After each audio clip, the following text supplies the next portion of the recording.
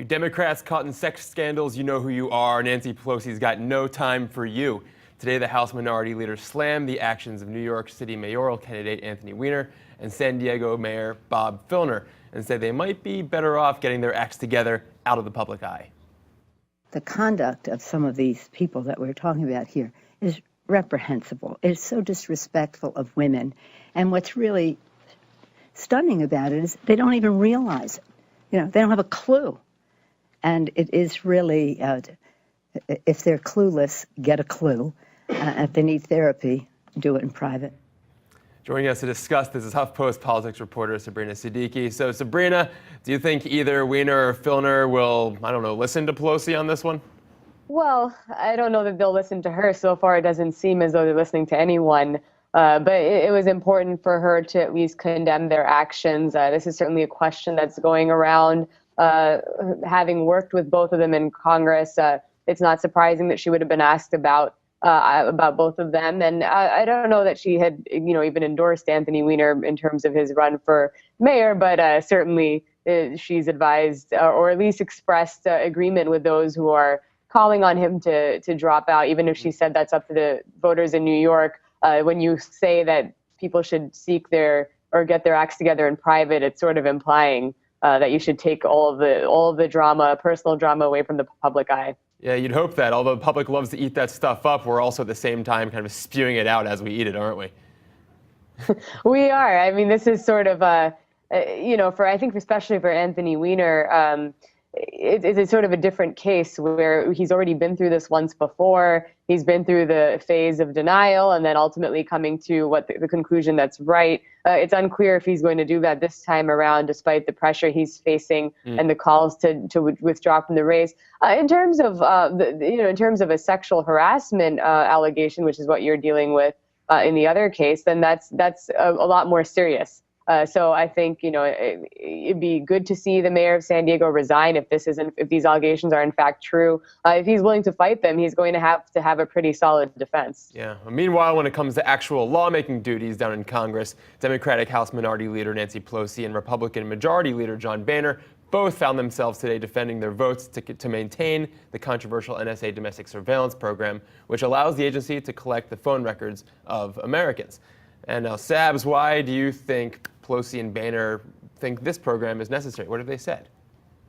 Well, we've heard it all before about how these programs are critical to national security, that they do help circumvent terrorist attacks, that we're still essentially fighting this war on terrorism, so we can't back down. There is a difference between the two. House Speaker John Boehner supports the programs as they are in place and isn't seeking any modifications. He kind of said, look, we had the debate. And the amendment didn't pass, so this chapter is closed. With Nancy Pelosi, she was a little more critical and said she does have concerns about how the programs are being conducted.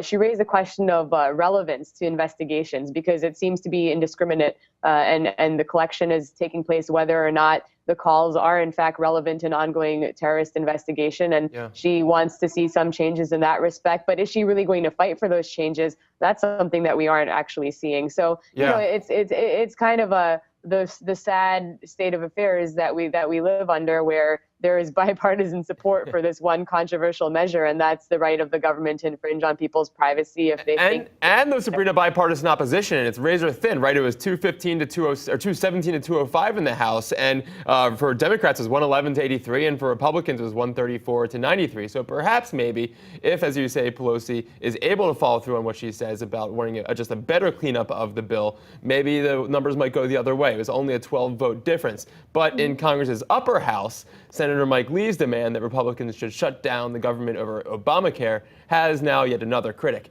Today, Republican Senator Richard Burr of North Carolina rejected threats to shut down the government made by a small faction of Senate Republicans and called it the, quote, dumbest idea he'd ever heard of. So, Sabs, you filed this story. What more can you tell us about Burr and his irritation with Lee's guys? Well, he made the point that I think is clear to those who are willing to use more logic in their approach to Obamacare, and that's as long as President Obama is is here, as long as he's president, the Affordable Care Act is going to be law. Now, you can't predict what might happen if you have a Republican president in the future, though it would be incredibly disruptive to, I think, now that the law is already in place, to dismantle it. But that's a separate story. His point was just that Republicans and conservatives who are opposed to Obamacare can't live in denial anymore, and to threaten to shut down the government, which has very severe consequences that this party bore the brunt of in 1995, 1996. It's really a silly threat over a law that is now the law of the land. Actually, those were the words of House Speaker John Boehner, too. It's the law of the land, even if he's sort of continued to allow his party to try and repeal it in the House. And Senator Richard Shelby also said that it would be foolish to shut down the government. There's a growing number of Republicans now who are speaking out against the effort, probably wanting to distance themselves from an idea that is, quite frankly, a dumb idea. He's not wrong to characterize it that way. It would face a veto threat from the White House anyway. It would be a non-starter in a Democratic-controlled Senate, and it's just not worth the risk taking. I mean, the dumb idea from someone actually who is quite smart, Mike Lee, and I know Ted Cruz signed onto this. These guys are Supreme Court clerks. These guys are sort of as smart as you get. And having such a dumb idea and having such a massive obstruction towards something that's been ruled from their old bosses as constitutional, hopefully that fever will pass, and we'll see things happening on Capitol Hill that aren't just about nullification and obstruction from that set of senators. But let's get out of Washington now, Sabrina. Talk about a home invasion. Katie Barnett of Vinton County, Ohio, says all her possessions disappeared when Wellston First National Bank confused her home with the house across the street. They foreclosed on it, changed the locks, and then sold or trashed everything, all while she was out of town for 2 weeks. Sabrina, this is a crazy story, but it's kind of common. It's happened before. We've reported on it. It has happened before. Actually, in September of 2012, there was a similar case in California. That was at the hands of subcontractors hired by Wells Fargo. What's sad about this particular case as well, Wellston First National Bank says that it's trying to settle the matter. According to Katie Barnett, she provided an itemized list of about $18,000 sort of seeking repayment from the bank for what was destroyed or what she can't, in order to replace some of the belongings. And she says that the bank president met that with ridicule. And we did a review of court records in 2012 that shows more than 50 lawsuits for similar instances where banks and subcontractors foreclosed on the wrong properties. It kind of really, I think, just drives home the point that there needs to be a lot more accountability. There have been multiple complaints about foreclosures and the state of the housing, oversight of the housing industry. And this is sort of another example of how bad things have gotten. Well, Sabs, thank you very much for joining us for this roundup. And coming up next, you're going to love this, Sabrina. I interview the winner of Brooklyn's smallest penis contest.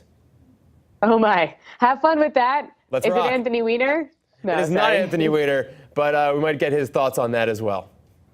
Take care, Mike. Later.